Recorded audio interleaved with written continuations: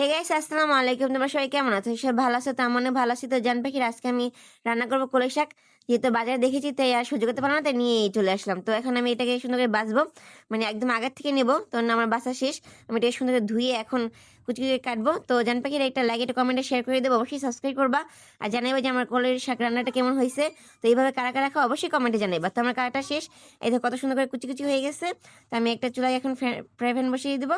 এটাতে বেশি করে তেল আর কাঁচামরিচ কুচি আর পেঁয়াজ কুচি দিয়ে দিব।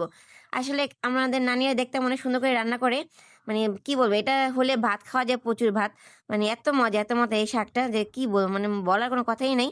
তো তারপরে দেখো আমরা দিয়ে দিয়েছি পেঁয়াজ কুচি, রসুন, কাঁচামরিচ কুচি। তারপরে এটা ভাজা ভাজা হয়ে গেলে তারপর দিয়ে দেবো রসুন আর সাথে শুকনা মরিচ। তো শুকনো মরিচ ভাজা হয়ে গেছে, রসুন ভাজা হয়েছে, এখন আমি শাকটা ঢেলে দিব। তো এইটাই পানি একদম পানি দিতে পারে, কারণ এই শাকে পানি লাগে না। তো আজকের মধ্যে এখানে বাই বাই, রান্না করা শেষ, বাই বাই।